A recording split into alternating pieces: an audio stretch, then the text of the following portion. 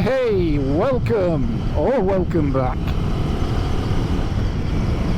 So you're saying to yourself, Wheeler, what are you doing back on that there this year Royal Enfield Himalayan 450, the new one?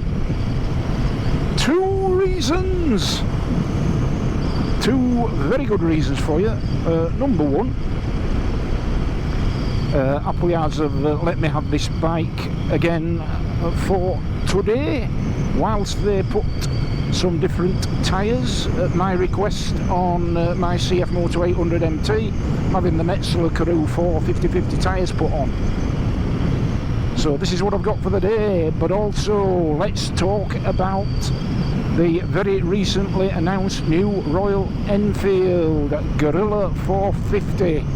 Did you see the launch video from Barcelona? Very, very polished affair indeed.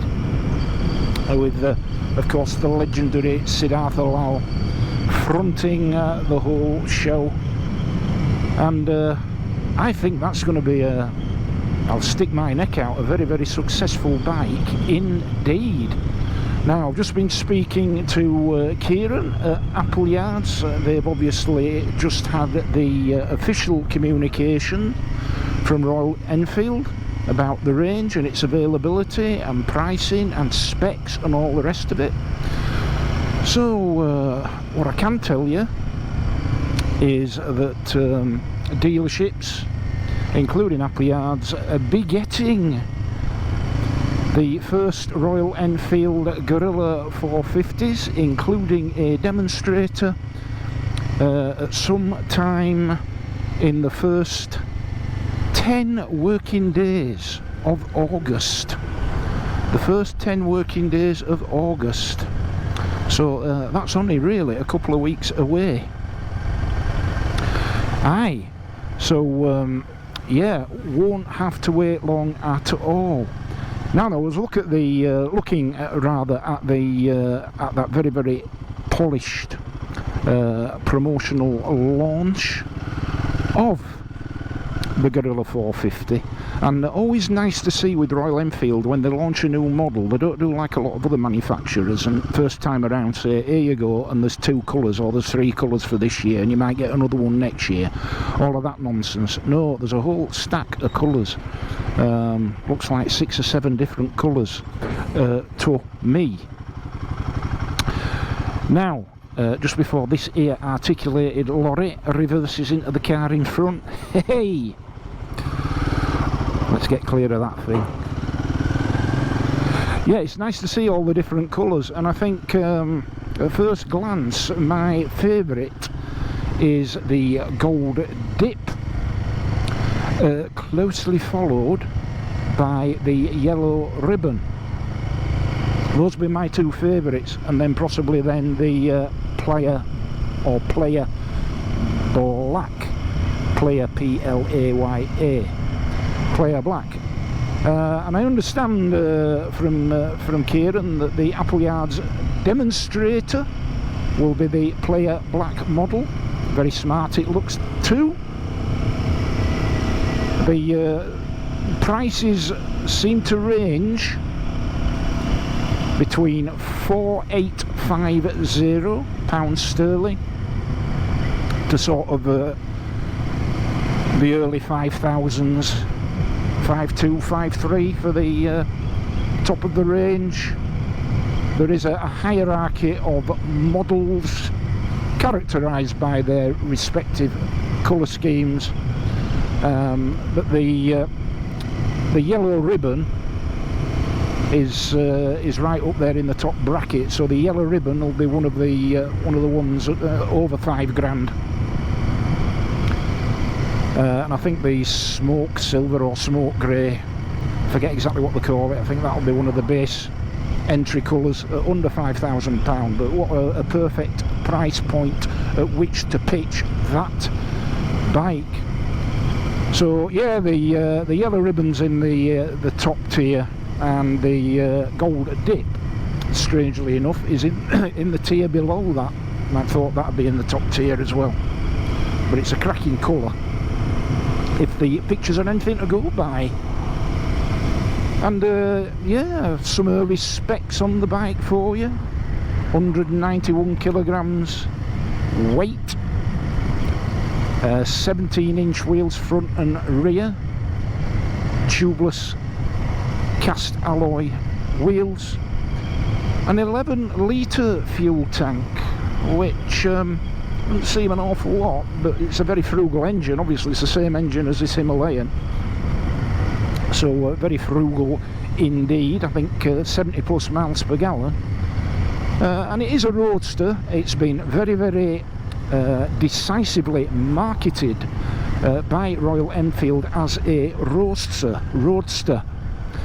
So any notion that this is to this new Royal Enfield what the Scram 411 was to the old Royal Enfield Himalayan 411, not so.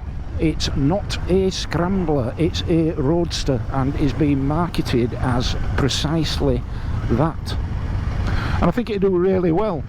Now, I don't tend to look at statistics on motorcycle sales, not UK based statistics very much. I tend to rely upon what I see out and about locally, and my sort of impressions being out and about is far and away the most common Royal Enfield that I see is the Classic 350, like my little Norman, my Classic 350. After that, I would say the old Himalayan, perhaps on a par then with the Royal Enfield Interceptor. Don't see many Super Meteors, don't see many shotguns. See the odd Meteor, the very odd Hunter, but the top three that I see out and about from Royal Enfield at the moment are the Classic 350 and the old Himalayan and the Interceptor. But I think that picture may well change with the arrival of the Guerrilla 450, because I suppose basically what it's offering is a slightly more, or considerably more peppy, double the rake horsepower Honda 350. It's that type of bike, isn't it, when you look at it? But this is a peppy engine, even in this heavier Himalayan. So in that 191 kilogram Guerrilla 450, it's going to be a very lively single cylinder engine indeed. So yeah, and the rest of the Guerrilla might obviously feature a lot of the components from this bike. The TFT is the same, obviously the headlights the same. My headlight originally broke cover with the Super Meteor 650. But yeah, I'm quite excited to see the arrival of the Guerrilla 450, and as soon as that demonstrator lands in the next sort of three weeks or so at Apple Yards, I shall review it and we'll see what it's all about then. With the first impressions very favourable indeed, I would suggest, and I can just see that bike being one of Royal Enfield's best sellers. I may be wrong, and I don't want to put the kiss of death on it, and of course it depends on many other variables. But when the Guerrilla was first mooted, when a roadster variant of the new Himalayan was mooted, my sort of first thought was, it's got to have a headline UK price of under £5,000, because otherwise it's going to be too negatively compared with the Triumph 400, the Speed 400 and the Scrambler 400, which I think are around about 5.6, 5.7, something like that, are they not? And I think, yeah, a fairly predictable but very wise placing of the base model price point at just under £5,000 sterling UK price. So no great surprises there, but very much aimed at trying to pull the rug from under Triumph's feet. Hey! But it's because two Indian-made bikes now doing battle in that corner of the market, and it's great to see competition. The Triumph 400 is of course made by Bajaj in India.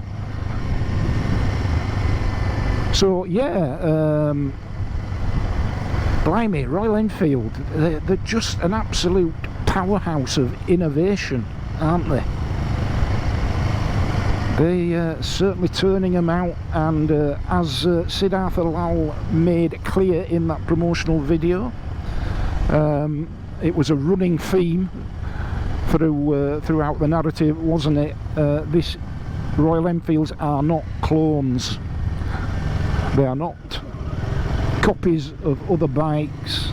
They are not the same old in different colours. They are each in their own right ground-breaking, mould-breaking motorcycles with their own unique individual identity, and I think that will certainly prove to be the case with the Guerrilla 450.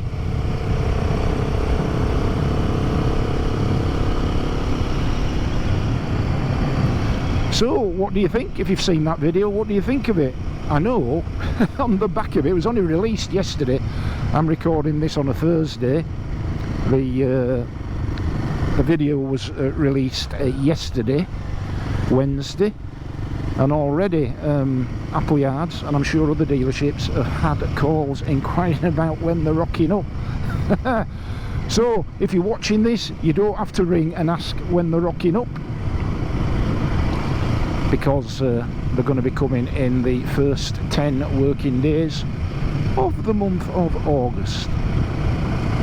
So that's when you can expect to see them land, including a demonstrator. And Royal Enfield are letting dealerships have the demonstrators now on a loan basis, rather than the dealerships being expected to buy their own demonstrator. I'm sure there'll be some sort of commercial rationale behind that. It'll make no difference to me and thee. The bottom line is the dealerships will have demonstrators, and Appleyards is set to be the black one, which is a cracking looking bike.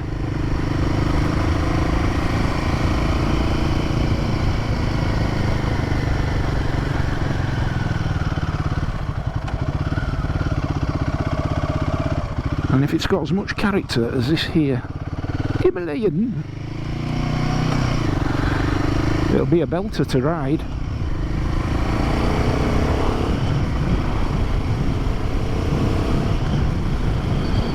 I do recall from that video some reference, and I can't remember specifically at what point in the promotional video this came up or was implied, but there was a reference to Royal Enfield now diverging to a certain extent from their established credentials as makers of modern classic retro styled motorcycles. I'm absolutely certain they'll continue to do that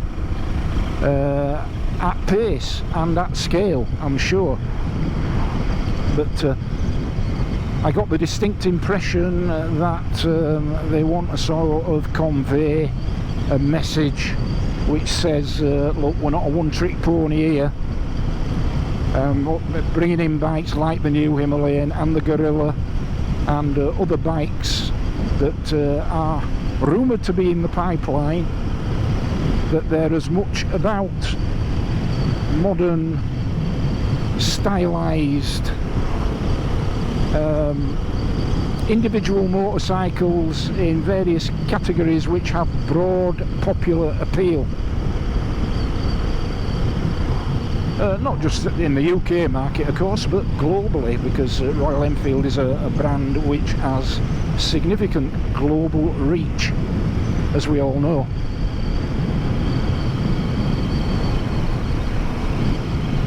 So this may well mark a point in Royal Enfield's recent evolution, where we continue to see modern classically inspired motorcycles, but we then go on to see an increasing number of bikes that fall outside of that category. For example, I mean the Shotgun 650 is certainly an example of that. I don't think, on reflection now, I would classify that as a modern classic. I think at first I might have thought it was sort of in that genre, but I don't really see it that way now. I can sort of see Royal Enfield sort of knocking out these almost industrial looking bikes, if that makes any sense. Yeah, there's just something about the Shotgun 650 and now the Guerrilla 450. They've just got a certain sort of raw industrial look about them, which is very, very appealing indeed, and I think it's going to prove exceptionally popular, because it's in terms of design, it's cutting edge stuff, of course. And of course we still have a British design team for the Royal Enfields, and so that legacy from the heady days of British motorcycle manufacturing in the 50s and 60s, that lives on in the form of the obvious partnership between the wisdom of Mr. Siddhartha Lal and the incredible design credentials of the British design team.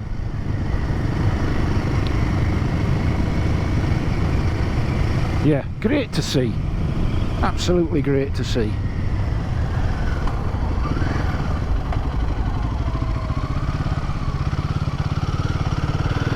So let me know what you think in the comments below. Are you tempted to put your name down for one? If you are, and you're in this neck of the woods, or even if you're not, have a word with Appleyards, because they're coming soon. Yeah, have a word with Appleyards, get your name down for a demo ride, and let me know what you think. But yeah, first impressions, I think it's a cracking looking bike, and I can see a lot of the sense to having a bike like that. It's going to be a first class commuter, enough for shove and poke to provide you with some thrills on a weekend ride. It's sufficiently modest weight and size for it not to be in any way intimidating, and for it to be able to have a broad appeal. A bike, of course, that will be A2 licence compliant. Right, so let's just shut that boring old sod up for a minute and talk some colourways and models.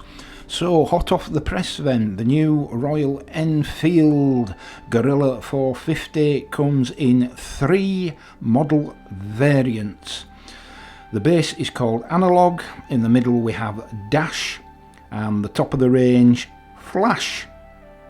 The base analogue models sport the old analogue instrumentation and the tripper navigation, as you will have seen on the Royal Enfield Shotgun 650 and Meteor 350 and one or two others. So the analogue model gets the standard speedo with tripper.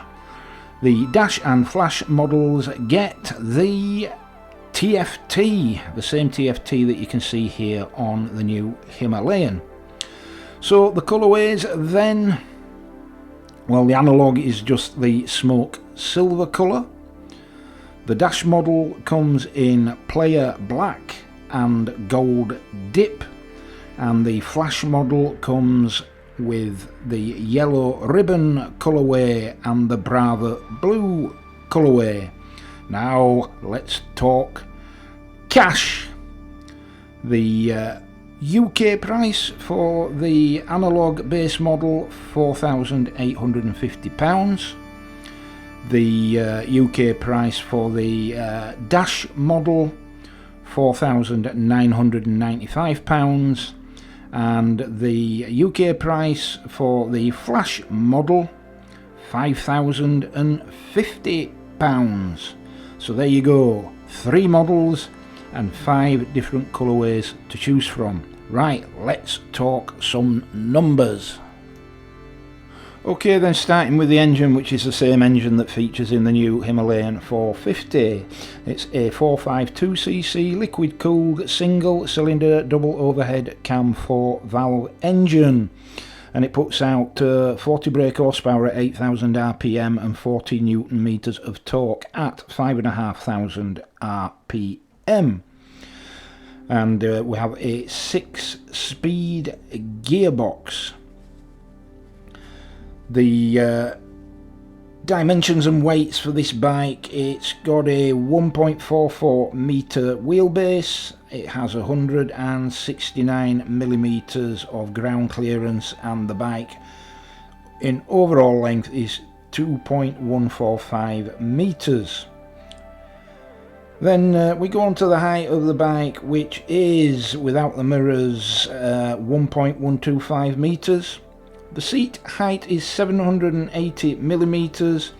The dry weight is 173 kilograms, and the curb weight, that's with 90% fuel and with oil, 184 kilograms. And its payload with standard equipment, 191 kilograms, so all in under 200 kilograms of weight.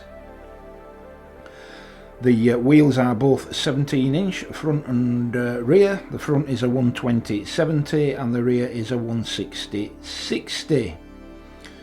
And brake wise, up front we have a single hydraulic disc brake, 310mm ventilated disc, double piston caliper, and at the rear we have a 270mm ventilated disc with a single piston caliper, all on dual channel ABS. And the fuel tank is a modest 11 litres, but at 70 miles plus per gallon, then you're probably going to get a reasonable range of around about 130-150 miles. So those are the prices, the colours and the specifications as known at this time. So they're the smoke silver base model with the standard clocks. Then you get the gold dip model from the dash range, and from the flash range they're the yellow ribbon model. Okay, hope that was of some interest to you. If it was, please click a like, please click subscribe. The bikes should be in Appleyard's first 2 weeks in August, so get yourselves up there. Alright, until the next time, ride safe, be kind, and I'll see you there.